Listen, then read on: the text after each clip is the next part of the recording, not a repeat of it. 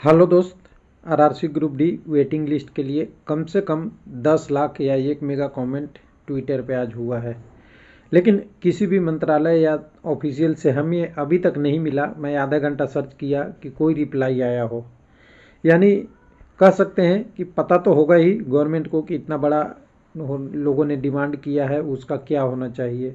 लेकिन response positive अभी तक नहीं दिख रहा है। हालांकि वेट करना चाहिए एक आध दिन, क्या होता है इस पर बाकी आगे जो ऐसे ही न्यूज आएगा बताएंगे। लेकिन इस वीडियो में दूसरा पर्पस था, आरआरसी कोलकाता का डिमांड था लोगों का कि सेकंड डीबी का एनालिसिस करें। और मैं एक बार और कहता हूं कि कट ऑफ थोड़ा बहुत कम ज़्यादा तो होता ही रहता है। कंसेप्ट हम यहाँ समझेंगे जिससे आपको थोड़ा सा हेल्प मिलेगा कि क्या होता है, कितने कैंडिडेट बचे हुए हैं, कितने पीटी क्वालिफाई हैं, क्योंकि सीसीए ख़त्म, एक सर्विसमैन ख़त्म और पीडब्ल्यूडी लगभग ख़त्म अगर कोई चेंज नहीं होता है तो। बाकी बचे हुए कैंडिडेट पीटी क्वालिफाई वाले नॉर्मल कैंडिडेट ही मिलेंगे। तो उस पर एनालिसिस करने के बाद हमने ट्विटर पे देखा, कई जगह हमने अपने ट्विटर अकाउंट से रेलवे लाइव एलपी से हमने सर्च किया यहाँ पे। तो हमने सर्च करने के बाद बहुत सारे ट्विटर हैंडल हमने सर्च किया, लेकिन किसी पे न मिनिस्ट्री पे न रेल मंत्रालय साउथर्न या कई सारे मैंने सर्च करने के बाद मुझे मिला नहीं ये डिटेल कि जिस तो बहुत सारा देखेंगे तो कहीं भी आपको ट्वीट का रिप्लाई नहीं मिला। मैं तो बहुत सर्च करने के दिया, बाकी आगे वेट करते हैं एक दो दिन। लेकिन अब कोलकाता वाला में चलेंगे तो शॉर्ट फॉर्म में आएंगे। बाकी डाटा आपको पता है कितना कम्युनिटी वाई क्या क्वालिफाई हुए हैं, उस पर हम नहीं जाएंगे। कटअप कितना इंक्रीज हुआ है उसका हम केवल ये यूज करेंगे यहाँ से, और बाकी डाटा को फिर से लेंगे।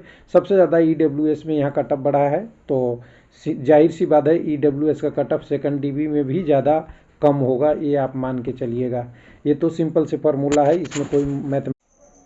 आरआरसी कोलकाता की बात कर रहे हैं तो यहाँ पे हम सेकंड डीबी एनालिसिस में आएंगे, जो पिछली वीडियो में थोड़ा मिस्टेक था क्योंकि एक्सेल में कई सारे फार्मूला ऑटोमेटिक लग जाते हैं।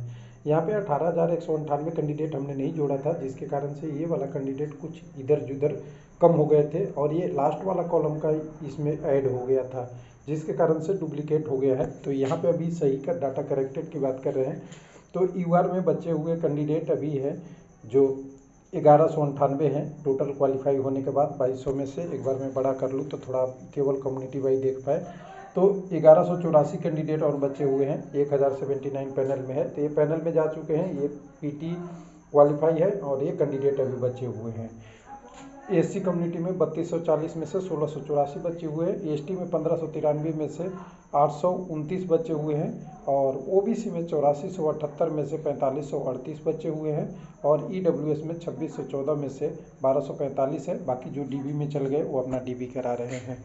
कितना कैंडिडेट 9480 क्वालिफाई अभी करने बाकी है, 8708 चले गए हैं।